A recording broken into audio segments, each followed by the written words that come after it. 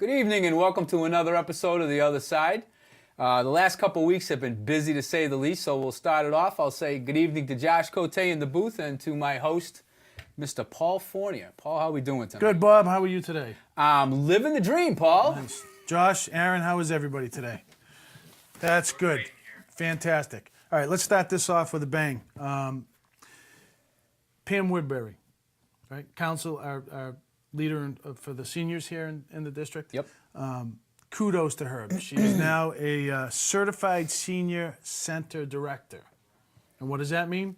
Out of 351 towns in this state, towns and cities in the state, there are only approximately about 50 that are a certified senior director. And this is not something that's come easy. She tried a little over a year and a half ago and was not approved as a certified director back then. So she had to actually get a mentor and go through this whole process again. And as of this morning, she got the word that she's a certified senior center director. She is going to Waltham tomorrow night to receive an award from the Mass Council on Aging for this accomplishment. So kudos to Pam Woodbury. Now, if we just had a senior center for her to run, that would be awesome. One thing at a time. So we've got a lot of stuff to cover. The one thing I think we want to clear up right from the get-go. Seems like for weeks now we've been banging the same drum and beating the same horse about this school district. And we've gone through a multitude of things. We've gone through overrides that have failed, lack of information, IT stuff. And you know what, folks, when we first started the show, that's not what this was about. Okay, the show was supposed to be about things going on in the district, in the towns, both us and Spencer and East Brookfield. But it was not supposed to be a continuation of this fiasco of a school district, okay? We were supposed to have this set up as informational and as well as entertaining and, bringing in local businesses so that we can promote these businesses. Everything from Carmela's to Two Chefs, which is up by from Ahern's, across from Ahern's, for restaurants, and then, Spencer Country Inn to Ahern's, to anything that has to do with local business, anything that has to do with, it could be a dog, a place that grooms dogs, to a floral shop. Absolutely. And we've gotten off the path, and you know what? I think after tonight, maybe one more show, it's time to get back on that path. And people until people really start to get involved, we're just going to sit here and waste oxygen. So what I'd like to do is go over a few things tonight, and then on our next show or the show after that, switch gears. Let's get some restaurants in here. Let's get some free food. Well, how about free food works. I mean, I'm a big appetizer fan. Package stores. Spencer Abbey. I mean, okay. So that's the direction I'd like to see us go. Don't bring the jam, bring the beer. And obviously we're going to keep the forum open as much as possible, but I think we need to go into another direction. And I think we talked about this before. Citizen input is going to be very important. If people have ideas for a show, if people want to come in and they want to discuss something that's near and dear to their heart, if there's like my daughter's doing the cancer walk in Boston in September, we've mentioned that once, and we'll probably mention it again throughout the summer. Anything like that. That's what the show is going to be about. We want it to be kind of a potpourri of a little bit of everything. And I apologize too, and I know we've been down this road before, but we never ever expected as a district or as a show to be so embroiled with everything that's going on in this district. And it's not even political. Let's be fair. It's not even the select board side as much as it is the school committee. And it's like today was a perfect example when I went to the budget hearing, which we'll talk about. Well, one of the other things I want to make sure that we do get into and that we do talk at some point, there's two causes. There's two kids that have gone through an awful lot, two families that have gone through an awful lot, both in East Brookfield and Spencer. It's the Langlois family, Caitlin Langlois. Oh, absolutely. And the Hare family with Zach Hare and his battle with leukemia. and the things that they've gone through. So what I'd like to do is at some point in time is maybe get them in here as well. So That'd be a great idea. you know what I mean? So that we got to get off of this. It's important. It's important, yes, but I think we need to get off of this. I want to get away from this for a while. We got to get away from it. We got to go back to having some fun. Spend maybe a half an hour on some of the stuff that's going on, but it's time to. I don't want to say move on, but it's time to. Well, the most fun we had, I think, was the Second Chance show, which too bad they couldn't Yeah, have brought animals yeah. in, but they said they couldn't because of the stress it creates for Sure. the animals and being in a strange environment. Sure. But it's those kinds of things. So, we're going to try to get through this tonight, move on to something else in the future. And like I said, your input's important. Your phone calls, if you want to call in about something, especially tonight, since we are going to be talking about the schools. And Everything's the school committee. tonight. Everything's school. Please chime in. If you think we're getting this wrong, please chime in. If anybody knows Mr. Cloutier, you might want to let him know we're going to be talking about him tonight, so give him a call and maybe he'll call in. So let's get started. Town override. We crashed and burned. Crashed and burned. So let's talk about that real quick. There was 3 different things that were on the table, right? We had IT stuff. We had an override for the school, and we had an override for the town. Now, as far as I'm concerned, the town let the town down because the select board was and Adam Gaudet did a great job, Can't especially argue. presenting exactly everything that was going to be done or what was going to happen if that didn't pass. Immediately after the failure of that passing, there were people posting about swimming. And how come they're fencing off the beaches? Well, they're doing that because we didn't have the money to fund the lifeguards. So if you want to swim there, help yourself, but you're there at your own risk. And if something happens, God forbid, it's your own fault. Okay? You're talking about additional layoffs. You're talking about closures. I know parades, plowing, highway work. We're in trouble. It was $485,000, and the town let the town down. You didn't get out and vote. You didn't vote yes. Don't blame anybody but yourself when your road's not plowed. And Josh just said over my headpiece, he just said that we only went down by 45 votes, which brings up a question that I spoke to one of the selectmen about earlier this week, is why don't we go back to doing the 7-7 voting? Because that started a number of years ago when the thought process at that time was, well, if we want to get some of these overrides passed, let's, we're gonna go to this 12-7 thing. So we exclude. You're basically disenfranchising voters for 7 hours. You're losing that. I mean, for 5 hours rather. You're losing that 7 to 12 Yep. block. And there's seniors that go at that time because they can't drive at night, or their kids can't take them afterwards.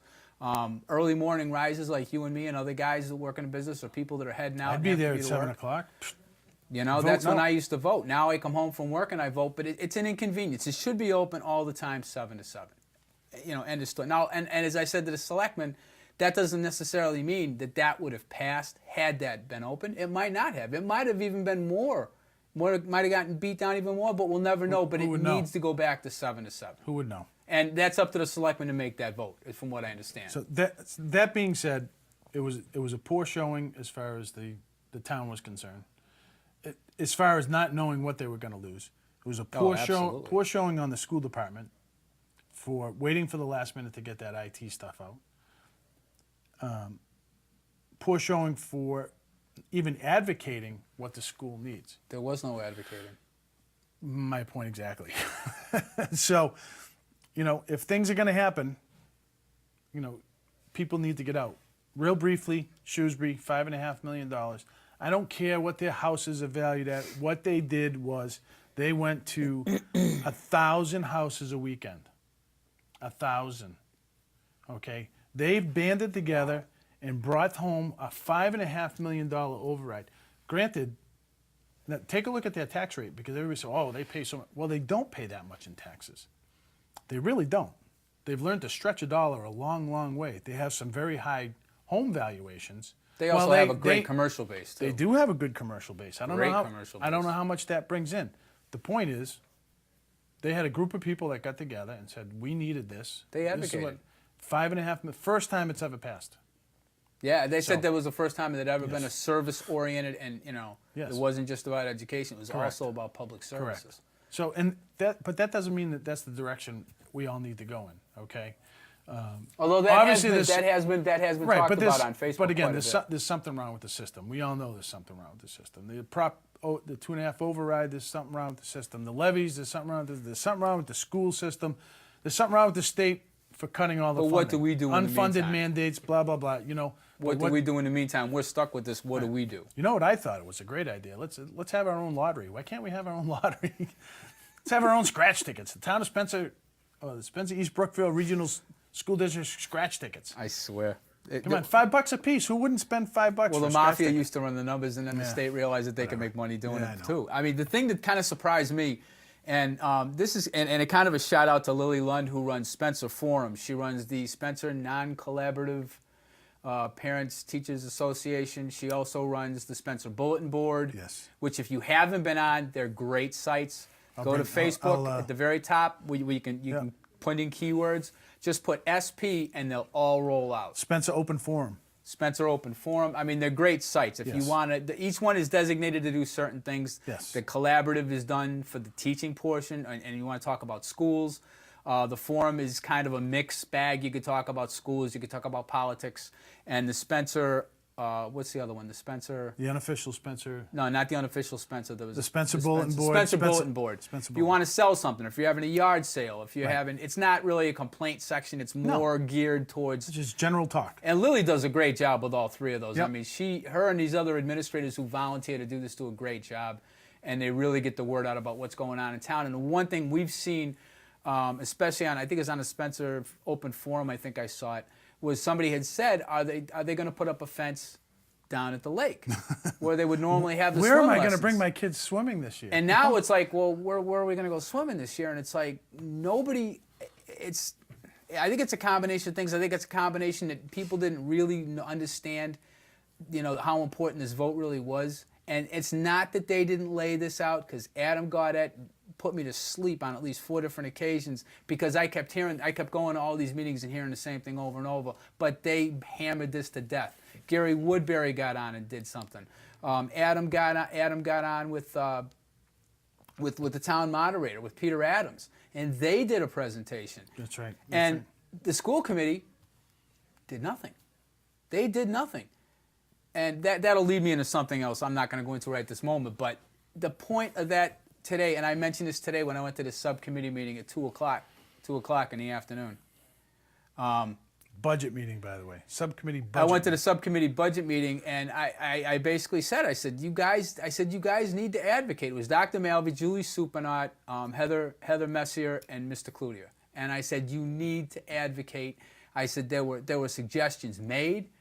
And I said, I basically, it fell on deaf ears. I said, there was a chance to do this and get this done. In fact, Kevin had mentioned 1 week before the vote, talked to the union rep, Mark James, and said to Mark James, maybe we should get together and put something together and do a little presentation. Well, that never happened either. So understanding why the school side went down, people don't have any confidence in the district. People don't have any confidence in where the money's going or where it's gone to. And even though I got screamed at twice for asking a simple question, Jason Rio asked that question. He said, we're missing $1 million. And what did Mr. Cloutier tell him? Garbage in, garbage out. This is, so if you're the first time you're speaking before a public forum, and one of the guys on the school committee is telling you what you have to say is basically not worth it, how much confidence are you going to have in that system at the end of the day? Not that I'm saying that this is all on Mr. Cloutier. No, That's not the case. But that's it's correct. that lack of respect for the general guy out there and this guy's a CPA from what I understand. So he knows what he's talking about. Matt McCarthy brought it up when he was on. Brought it forward to Mary Brainey and said, look, I'm seeing, this is when Dr. Naaman was in saying, I'm seeing $1 million difference. Fell on deaf ears again. Money moves around this district, and all Dr. Malvey would have had to done to make us go away when we were asking these questions on our website, on the Other Side website, on the show, or when I spoke publicly at meetings, was show the money. Show a spreadsheet. Nobody ever came forward and did that. Can't. So people can sit there and tell me all day long, oh, there's no money moving around. This isn't baloney. You can't. And that's why there is no confidence in the system. And then you've got Dr. Malvey doing the things he does. stonewalling people on IT issues. Carl Doan, one of the guests we had on the show, talked about it. A FinCom member recently asked Dr. Malvi about the Tantascwa issue when she found light items that showed 3 students totaling $53,000 in transportation to Tantascwa for the same thing we teach. And I think you found out there was a loophole. No, it's available at Bay Path, but it's different wording. So it's the same curriculum, but it's different wording, which allows them to go to Tantascwa rather than Bay Path, which we already pay into. But nobody could answer that question. Nobody would get back to her. No, on as a, that. as a matter of fact, this person called Boston, and Boston had to get back to her because they couldn't believe that they had found that she had picked up on this and found that loophole. That's amazing. And she said, you got to get a hold of your legislator and have close that closed that loophole now, immediately. It was pretty amazing that the person from Boston had to go back, double check to make to double check her request and do some investigation work when the people running the districts couldn't even answer the question. So it was interesting. It keeps going back to the fact that we've got an interim superintendent who's not. He won't answer questions. He doesn't want to answer a question. He just won't answer the question. He's getting rid of 2 administrators. One of them's been in the district longer than anybody. So now we're going to have a carousel again. We're going to have a merry-go-round, like a revolving door for principals. Let's get into that. Speaking of that quick, let's get into the employment listings since you brought it up. I love it. Okay, so immediately after the last school committee meeting, where all those teachers came up and got behind Mrs. Zablocki, right? Within 2 days, there were 2 listings put up. One for a principal at Lake Street, one for a principal here at the high school. So when you read through what the listings include, it's pretty hysterical. It's normal stuff, masters, blah, blah, blah. But, oh my gosh, you have to have classroom experience. Who knew? Can you imagine having classroom experience? I didn't know that you even had to But you have that. don't need classroom experience to run pupil services or professional development. I'm stunned. No classroom experience is needed. I think that says it all. Okay, so we have somebody that's implementing stuff that has never taught in a classroom, yet you're looking to hire, again, this is the interim district, Spencer East Brookfield interim district. That's sad. I shouldn't And they're be listed, laughing because they're listed for 1 year. That's not right. 1 year. 1 year. Well, because how was it was put to me that Dr. Malvi doesn't want to saddle the next superintendent with his choice. Really? You've already done that. Yeah. We've got a principal who's, from what you were telling me the other day, is basically, if she can do 3 years here, she will be double dipping. Well, this from 2 is different information school we're checking on, and I have nothing against the principal, No. Mrs. Stanley up at Wire Village. Okay, the information that I've been able to dig up is that she retired from a Rhode Island district where she had worked 30 years.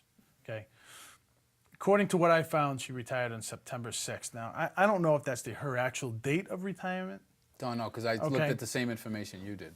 But on September 16th, in the district that she worked, she was congratulated for retiring and all the things that she had done in the 30 years and blah, blah, blah. And then, poof, she showed up here. Now, so you can't tell me there wasn't a little, I don't want to say agreement, but that just seems awfully Convenient? convenient. Yeah, it was strange to me. To me, it looked strange. Okay, now she could be doing a great job up there, and I'm not going to I criticize have no her. idea. Pardon me. But here's the one thing I learned today, or the other day, and I'm checking on this, that if she spends a total of 3 years here in Massachusetts, she can retire from Massachusetts with a pension as well. So she would receive a pension from Rhode Island and one from Massachusetts, along with the $90,000+ that she's We're in making. the wrong business. So, but again, I'm not going to criticize her. I'm not No, that's reviewing not her what this is performance. about. All we're doing is giving information. But what cracks me up is the listings You have a principal who's been here for 9 years, who, by every accord that we know of, has pretty much a stellar performance chart. She stepped in here for a year. For whatever reason, they've decided, or he has decided, that they want her out. Can't figure out why. With no evaluation. From what we're hearing, there's that's been right. no evaluation, because when I spoke to somebody and I said, I spoke to another administrator in another district and I said, when you have an evaluation, isn't there some kind of an acknowledgement of receipt? And they said, yeah, absolutely. Whether you agree with the evaluation or not, you have to sign it. That doesn't mean you agree with it, but you have to acknowledge receipt. I'd like to see this be made public. And I know that it can't be made public because it's a personnel issue, but... Well, even Mr. O'Brien, was there a review done with him? I have no idea. Okay, but as far as Mrs. Zablocki is concerned, there has been nobody here to review her. She was the interim superintendent for a little over a year. Yep. When it came time to finally pick one, the very last day, she smartened up and said, no thanks, I don't want the job, which left it open to Ted, Mr. Malvey, Dr. Malvey. He walked in. And it was pretty much handed to him. And as far as I'm concerned, if we're going to review him, and that's one of the things I want to ask the school committee. So if you're watching right now, anybody from the school committee, and I know you don't watch the show and you don't watch our Facebook, follow us on Facebook. Right. Okay. Are you guys going to get together? Because normally every year the superintendents gets a review from the school committee. It's coming up on a year. Okay, it's coming up on a year. Haven't heard word one that that's going to happen. Haven't heard word one that we're going to get a principal search committee for Wire Village.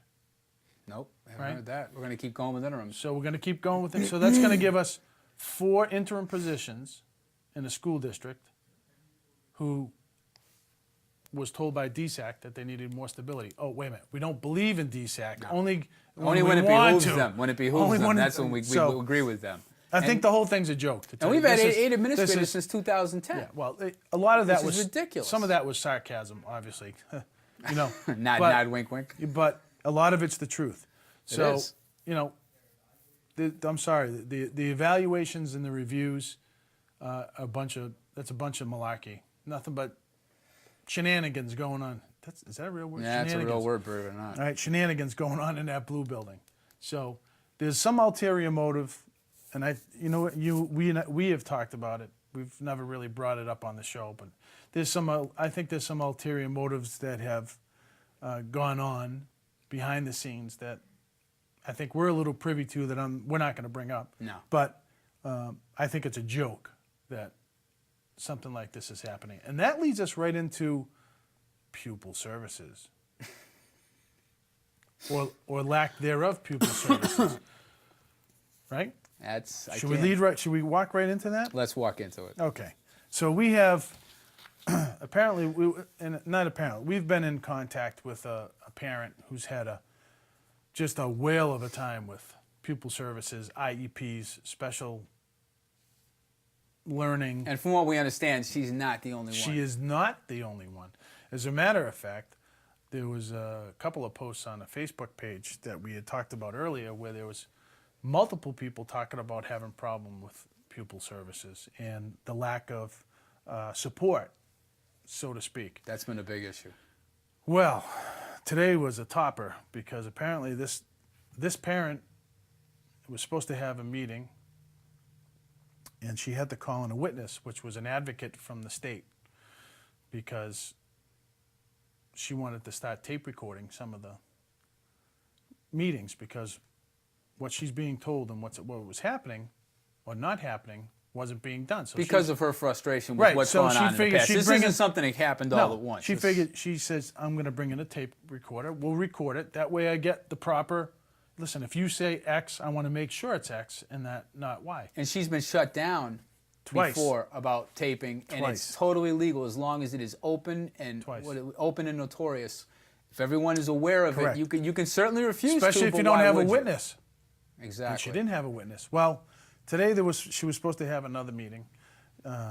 she wasn't sent. There was no written. From what I was told, there was nothing written mailed to her saying confirming the meeting.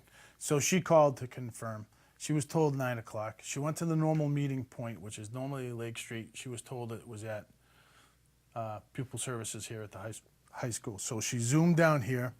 Got here about. She said she was walking down the stairs at 9:16 to go into Pupil Services, and somebody came out to meet her and said, "Everybody's gone." And she was told to be there at 9:15. No, she was told that the meeting was at 9:15. Correct. Right. I'm sorry, I got that wrong. She was told the meeting was at 9:15. Apparently, the meeting was at 9. And she was early for being at Lake Street, and then when it wasn't Correct. there, she went to the school and She showed came up a minute here late. at 9. By 9:16, even though she was only a minute late by the information she had, apparently Karen Zaleski sent everybody home, even though the mediator from the state had pleaded, let's give her a couple of minutes or get her on the phone. Let's see where she is. Yeah, And then- nobody tried to contact her because I didn't know that. Listen, you can't tell me they didn't have her cell phone. Well, you okay. would think. I mean, And then she was told that there would be no more meetings until September when school returned. well, that's going to help. Now, her son apparently has to go through summer school. Now, granted, take this with a grain of salt because this is one side of the Right. story. This is what I heard from the parent, okay? Not that I don't believe the parent, not that I believe her 100%, but considering the way she talked to me and the way and what you could hear in her voice, how drawn she was and how She's extremely frustrated. frustrated, exasperated, I don't care how passionate, I think. Oh, without a doubt. I'm going to lean towards her telling the truth, probably at 99.9%. Well, let's look at it like this, because you don't have anything to gain advocating for your child by making a situation worse. You're trying to make it better, and that goes along with some of the other posts you and I talked about earlier today about all the bullying that's going on in the systems. There's a lot of things going on in a system, and if you start following Lily's sites, like I said, Spencer Open Forum, Spencer Bulletin Board, the Spencer Non-Collaborative, you start to realize when somebody puts one post out there, this post that was put out there about the bullying, that was followed up by another 12, 13 posts. Well, Something's what I'm going on. hoping, I think what we're hoping that will happen, and I know we talked at the beginning of the show that we wanted to get away from it, but this is too important to get away from. Oh, absolutely. That her opening up and coming to us and coming, because she's like, any information you need, not a problem. I'll come on the show. Let's talk, because not only is she doing it for her own child, it's some of the other ones that are in the district. If her child gets, brushed to the side, what's going to happen to the rest of the? Well, one other thing she mentioned to me, and you and I talked about this a few weeks ago, was when she said to me after one of the school committee meetings, when her and I first talked, I guess about a month and a half ago, maybe 2 months ago, and she said to me, the thing that really disturbed me tonight was hearing that they're going to take $140,000 from Pupil Services and put it in the computers. She said, I'm being told I can't even have an advocate, I can't have the proper advocate in the classroom for my son because they can't afford it, which... Okay, I can understand that, but when you hear somebody's turning around and spend, we have this, whether it's an excess or whatever you want to call it, however they move this money, but they did supposedly move $140,000. And I remember sitting at the meeting and going, well, that's interesting, because I know that there's a dearth of people that need to be put in classrooms throughout the entire district. In fact, let's go down that path, okay? Because from what I was told today, there was a Title I teacher, reading teacher, I believe, is quitting. She's all done. She doesn't want to stay here anymore. She can't stand it. She doesn't like it. She doesn't like the direction that some of the people, she's had enough.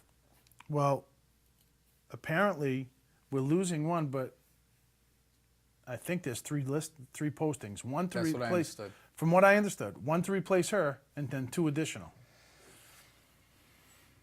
I don't know. But that's under Title I, so that could be part of the money? grant process. Yeah, so that might not be coming directly. To be fair, that might not be directly, and that I don't know for 100% certainty. But because I looked into that a little bit tonight and talked to a couple people, and they said if that's Title I, that could be covered under that portion of the grant. But I don't know how the grant rolls out. If it stops at June 31st, like most fiscal things do, and I don't know. But there's a lot of things going on within the district. And when I start seeing some of these posts about the bullying, and it's not the first time I've seen it, and it's not the first time I've seen posts about people advocating for their kids and becoming extremely frustrated by not getting the proper information, by being actually, in some cases, we've been told, lied to. And I would have no problem having the director of pupil services come in at the same time. I would have no issue with that whatsoever. You're going to clear the air, let's clear the air. And you know, we can certainly make that offer. Whether or not it will be followed up on, I couldn't say. Come on. We've asked Dr. Malvey to come in. We've asked members of the school committee to come in. You know, for two guys sitting here talking and raising some hackles, I have yet to have somebody, you know, call us out on something we're doing. And it's like, you know, I'd welcome that. If we're getting this wrong, by all means, call in, tell us where we're getting it wrong. Because we're not afraid to stand up and say if we've gotten it wrong or we've made a mistake. That certainly has not been the case. And I'm not going to mention any names, but here's that post, and it's like, I've never seen so much bullying in my life until my daughter began Spencer Schools. No idea what grade this person is her daughter's in or anything like that. It says it's so bad I had to go to the police. So, and then there's 12 comments about it. So it's crazy. And I you know, until people step up and make this public, nobody's ever going to know that any of this stuff is going on. It's crazy what there was a teacher bullying my daughter along with the class. So that not only the teacher but the class was bullying. I mean, if we don't, you know, if we don't start stepping in here and doing stuff, and I know, Josh, I think, weren't you working on the bullying policy as far as, didn't we get some stuff passed with that? We've worked on a lot of policies, but nothing ever came of any of them. Right. Yeah, we've been working on the bullying policy. Well, they've been working on the bullying policy because the state forced us to, and that was another thing that Karen worked on. I think they took the state model and you know, put it through, but you have to enforce this stuff. If you're going to stop bullying, you actually have to do it in the schools. You can have all the policies, you can sit at the school committee meeting and get up there and give a really great PowerPoint presentation on all of the strategies that you're going to have to, you know, make everything wonderful. But unless your administrators and your teachers are actually going to do something about it, it means nothing. And there is a serious bullying problem in the school district, and that's a direct reflection on the administrators in the building and the teachers. There needs to be some accountability for that. But then if you look at the adults that are running the place, there's bullying amongst them.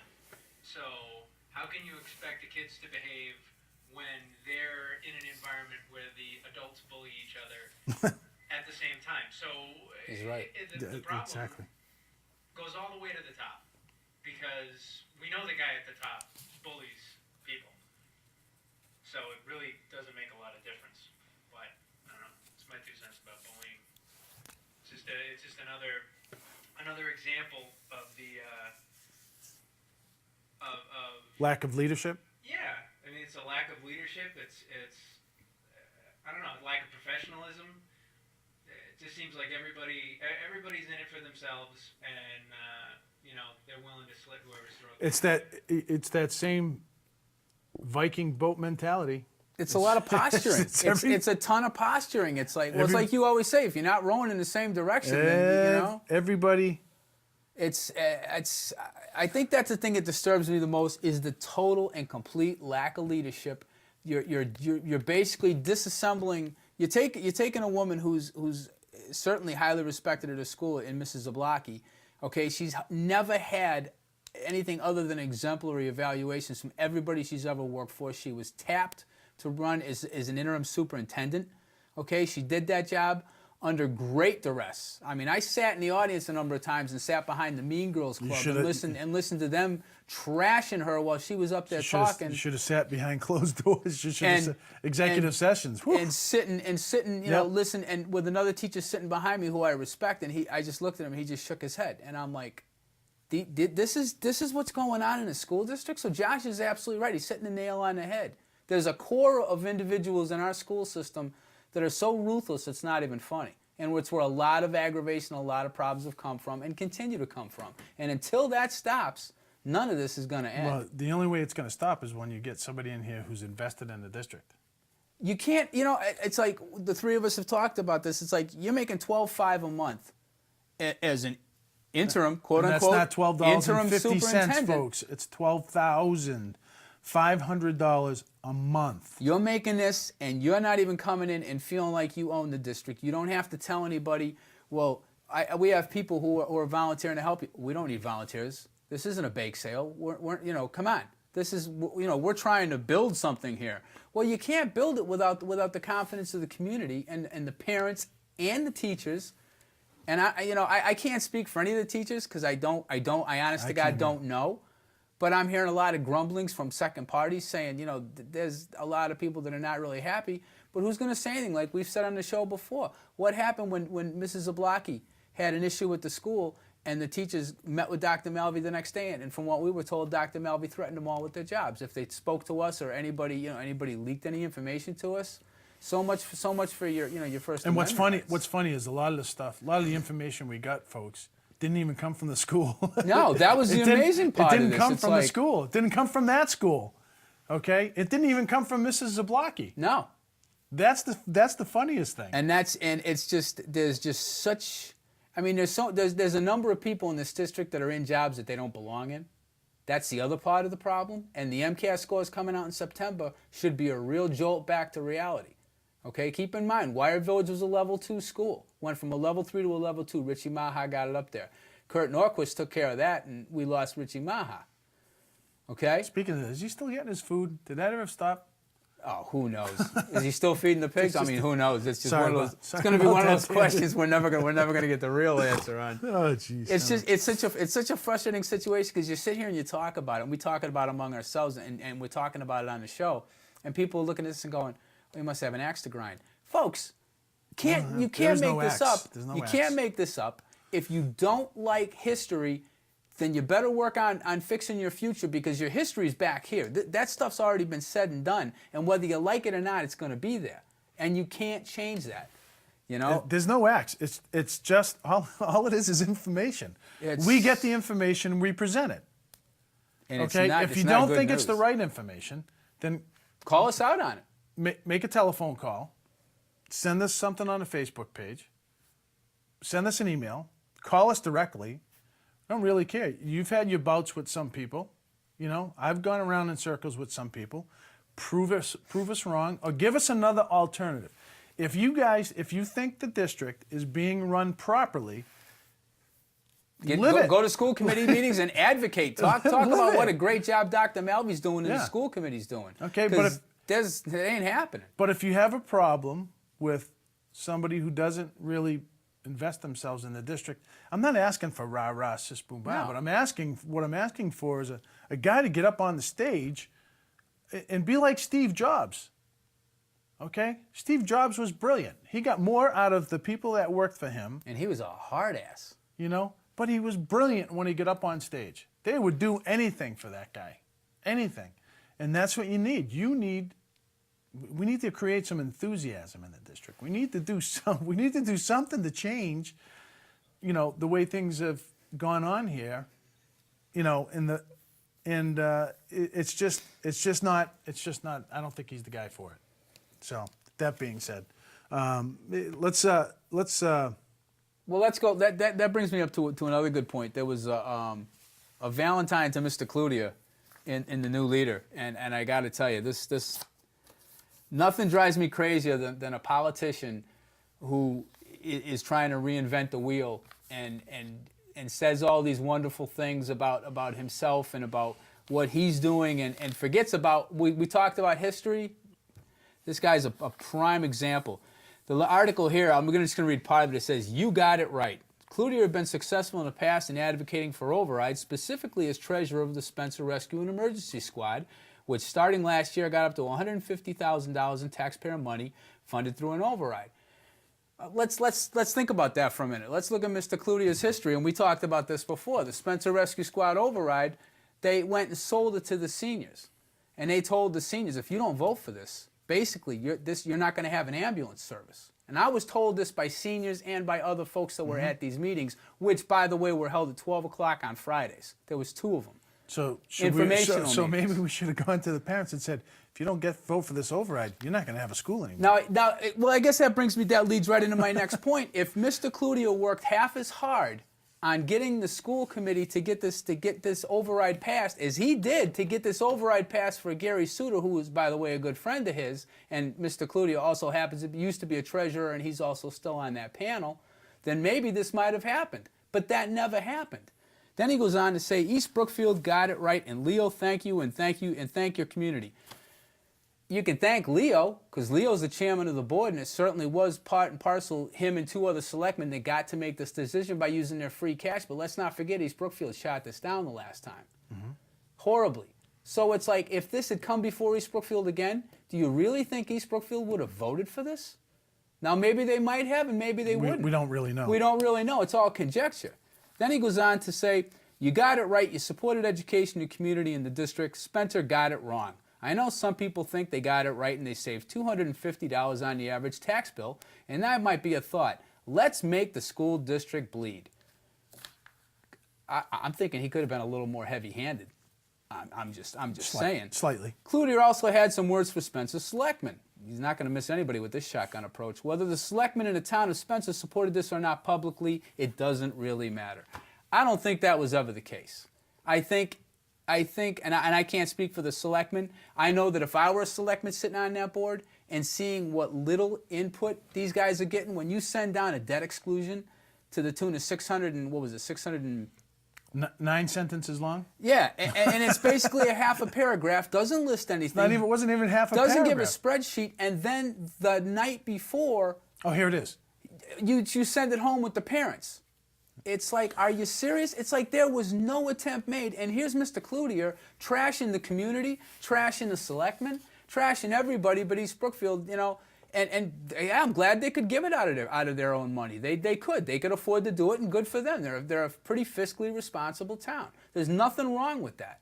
But the point is, don't sit there and trash everybody in town because you failed as a school committee member, and your superintendent not only didn't sell it, didn't try to sell it, didn't even. All you said was, "Look, we need the money." I think the person. There you go. I think the person that probably did the best was Mrs. Grant out of East Brookfield. She was great. And I know there were some other people that got Yep. up, but from what I heard, she was spot on when it came to talking about the IT part of it. So let's go into the IT part real quickly. Okay. Now we all know that a lot of us work in different fields. I work in the car dealership, car industry, and you're a painter. But I've also got a plumbing, heating, and facilities management background, right? So when I was on the school committee, that was kind of the direction I went in. If there was a question with facilities or something with the heating system or stuff like that, I would try to become involved and donate my time. Okay, free. Donate. Hence the word donate my time. So now we have a major IT problem. No computers, none of this, none of that. Do you think anybody in this, and I'm just throwing this question out there because I'm going to throw it against the wall and see if it sticks. Do you think anybody in Spencer and East Brookfield works in the IT field? Just throwing it out there. Any idea? It's always some Do possibilities. you suppose that somebody works in the IT field? There's several somebodies. Several somebodies. Who, do they work at Radio Shack? Nope. Nothing against anybody if you work at Radio Shack. Do you think maybe they work at maybe Walmart in the electronics department? No. These are people that have an IT background and probably know more about IT than I could forget, that type of thing. Know more about IT than the people that are running this district. And do you know that we've been told, folks, that this isn't like raising a barn raising, okay?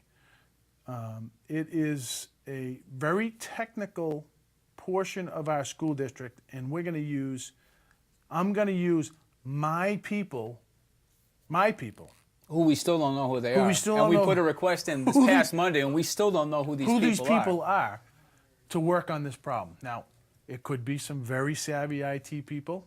Sure, they are. Are we gonna? I got to take his word for it. Yeah, I mean, are we going to have to pay them money?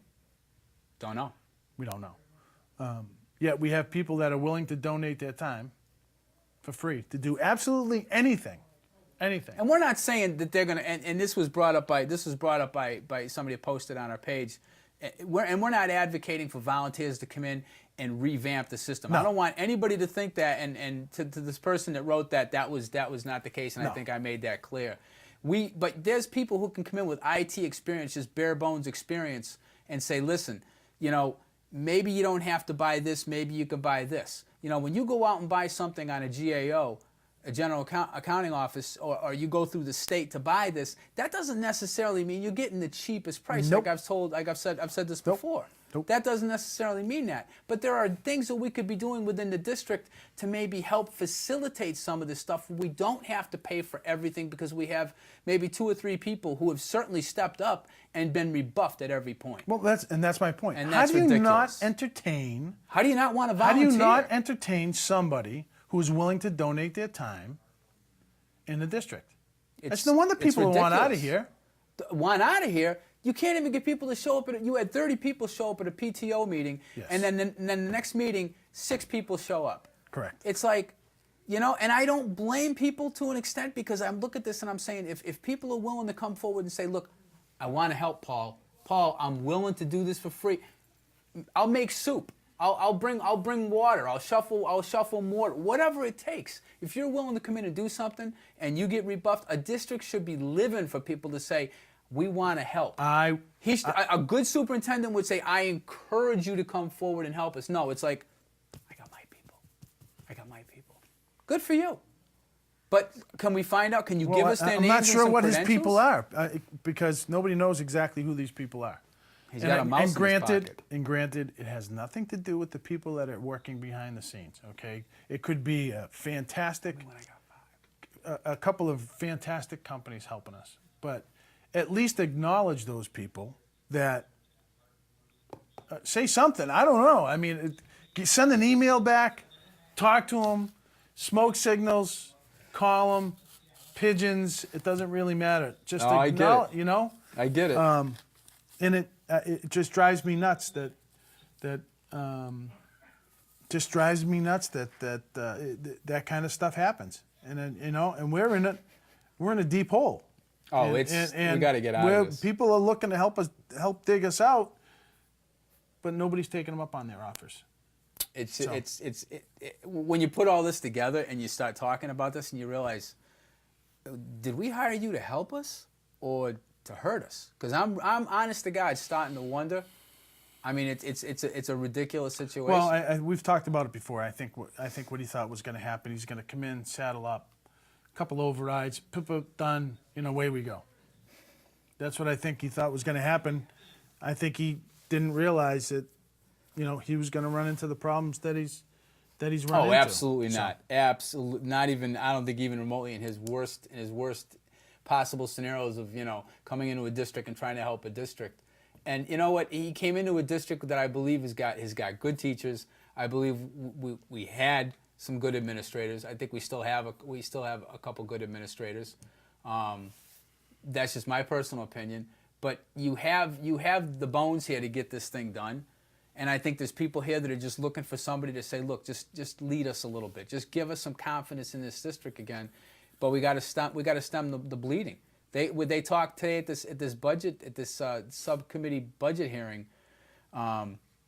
They talked about that, and it's like, do we know what the school choice numbers are? You're not going to know until people can find out if they can get their kids, either someplace else or if they decide they're going to stay here or whatever they're going to do. Listen, I can rattle off 10 right at the top of my head that are out of here already. I know. And I don't know what's going to finally stop the bleeding, Getting somebody in here, and I think that's I think that's I think that's the focus for a couple people on the school committee is to do this right the first time. And Kevin Hayes said that. Kevin Hayes said we want to do this right, and we want to make this choice because we know how this is going to affect the district for quite some time. Because we'd like to see somebody come in here for possibly 3 to 6 years and really turn it around. I don't believe is going to be that hard. It just needs somebody to come in and put their foot down and say, okay, enough of the BS. Let's knock off this crap. Let's get this done. And let's focus on what this is supposed to be about. Remember what it's about, boys and girls. It's about the kids. It is about the kids. And it needs to be that again. I agree. And I think it can. I agree. I don't think there's any question. Josh, how much time have we got left? Okay, we got about 8 minutes. Anything else on the agenda you wanted to go over? And we can. No, I mean, the PTO, I think, is a big thing. Let me back up a little bit, back to the IT. There's a group that is formed, and it's called Move. Oh, that's right. Move Forward. I'm going to leave people's names out of this for now. They're meeting tonight, as a matter of fact. I think it's great. Mexicali at 7 o'clock, and they're dedicated to raise funds and help with the IT stuff and other things.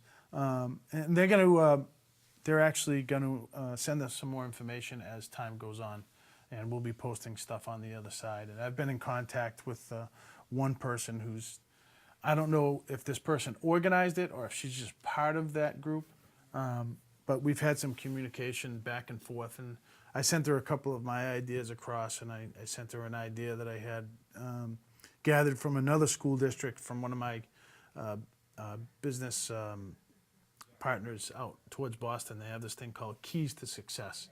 Oh, yeah. You told me about this. You told me about this. We'll go into that a little bit deeper at some point. But so that's one thing. Move Forward is one thing. For those of you who follow Common Core and whether or not you believe in Common Core, That should be good. on Monday in Shrewsbury at the Floral Street Elementary School from 7 to 9 p.m. It's free. It's a Common Core forum. It is put on by Dr. Duke Pesta, who's got a substantial Common Core background and education background. It's free. Again, it's Monday. I'm going to try and go. It's Monday, June 9th, 7 to 9 p.m. Floral Street Elementary School, Shrewsbury. That's about all I have. Okay. We've got some PSAs here. I'd like to talk about Josh. You want to talk about the church bazaar? You know the hours on that for Friday and Saturday. Thanks for putting me on the spot on that one. So bizarre. There's the church bazaar is starting tomorrow at 5 o'clock. I believe it goes until 11 o'clock. Saturday it starts at noon, goes until 10 o'clock. Tons of food, great food, games for the kids, rides and activities for the kids. There's a gigantic flea market down in the basement of the church. I have the beer booth, so there's good beer up on top of the hill, and there's entertainment. They'll have bands all night Friday night and all night Saturday night. There'll be some other entertainment during the day on Saturday. So there's a ton of stuff going on. It's a lot of fun. The weather's supposed to be pretty nice this weekend, so please come up and check it out. Like I said, the food is great. There's a ton of awesome food up there. So come on up and check it out. Josh, let's go back to the beer tent again. Shoot, what do you got? Nothing. It's great beer. There's Catholic. no such thing as good beer. I'm Catholic. You gotta love the beer tent idea. Before you get into any more PSA stuff, Sure. Just real quick, everybody, the next school committee meeting has been yes, moved. yes. Okay, so just so everybody knows, it was scheduled for June 10th at Wire Village. There was a conflict. It has been moved to East Brookfield Elementary, June 10th, 6 p.m. And it is 6 p.m., not 7 p.m. It's not going to be at 2 o'clock in the afternoon. No. That was a special secret subcommittee meeting. That was today. I thought that was a new thing. We did school committee meetings at 2 o'clock in the afternoon and didn't. For those that can meet, they're going to split them. For those that can make the 2 o'clock in the afternoon Yes. meeting. Yeah, And it's those kind of that- like the senior center. You know, it's kind of like the seniors. It's like when you did the override for the Spencer Rescue Squad. It's like let's have it in the middle of the day so it's convenient for everybody. Are we going to tell them something about the new ambulance service? They can't find where you are because they don't know the roads. So we'll do something similar to that, right? That'll work. It'll be good. That'll be good. He's All right, gotten so more just- facetious since he's Okay, gotten off the just school just committee. to make it clear that the June 10th school committee meeting has been changed 2 o'clock. to its new location as East Brookfield Elementary at 6 p.m. Josh. And that's in the gymnasium. Can you put up the Bob Marley show, the graphic, Josh or Adam? This is going to be the show. It's going to be Saturday, June 14th at the Spencer Town Hall. There's been about 400 tickets sold, so approximately 400 tickets have been sold so far. This money goes to the scholarship fund. They also gave away 10 scholarships this year. So this goes for really good. These guys do a ton of good stuff. So please step up, support these guys. I think this is great. And Bob Marley is funny as hell. So, if by any chance you get to go to this, and they will be selling tickets at the door for the same price. I'm not sure you can say that word on TV. What's that? Hell. Oh yeah, there's 7 words I can't say. We went over that earlier. Do you also have the Second Chance Animal graphic for the tournament, Aaron? It's on its way. Hang on. Oh, there it goes. Second Chance Animal Shelter is doing a golf tournament Saturday at July 19th, 8 a.m. tee off, 12 o'clock lunch, 9 holes using best ball format with foursomes. It's at Dunn Roman Country Club, 262 Lower Road in Gilbertville, Massachusetts. This is a great 9-hole course. If you don't know where Gilbertville is, that's like right on the edge of Earth. It's right on. You're gonna fall off. It's right at the edge of the Earth. It's a great golf course, and this of course benefits Second Chance, and we know what kind of a job they do. They just do some phenomenal work down there. So if at all possible, please support this. Also, we've got one other thing. We've got Paul had mentioned something to me earlier in this week. Why don't you read who the gentleman was that came home? Well, we had a special reunion at Lake Street School. We had a first Navy petty officer, Mitchell Starboard, of the Navy, came home and surprised his daughters at Wire Village School. Well, one of his daughters. He's got 2, one Mary and one Faith. One's 10 and one's 7. So Could you roll that he ended up graphic, Aaron? showing up at there it is. there There he he is right is. there. I thought this was great. Look at Look this. at that. So there's always, as bad as some things are, there's always something good to And that was pretty nice. come out. So congratulations to Mitchell Starboard and his 2 daughters, and it was nice to see. Yeah, it's because these guys are over. I mean, men and women are over there, and it's Yeah. like at some point, hopefully, they're going to be able to come home, and we're not going to have to watch videos of kids not seeing their parents for months and sometimes a year on end, Correct. which would be nice. Any final thoughts? Final thoughts. Okay, June 18th is the final day of school. Okay, we're going to be on this show continuously through the summer as best we can. We're not going to continue to beat up the school district. We're going to bring forth whatever information we can gather. I'm guessing it's probably going to slow down a little bit. Oh, I would hope so. Okay. The other thing there is one thing that I've heard out there that I think is kind of funny is apparently there's some rumors going around that Karen Zaleski has been almost appointed to the new, from what I've heard, the new superintendent, and that can't be any farther from the truth, from what I've been told. So, and many parents have come up to me and asked, "Oh, I've heard that. I've heard." It's all conjecture. It's all rumors. I don't think it's going to happen. So, other than that, She's certainly able to put in for the. oh, she can put in for it. Absolutely. Whether She can put in for it. But other than that, I think the next show, hopefully within 2 weeks, and we're going to have something a little bit different on.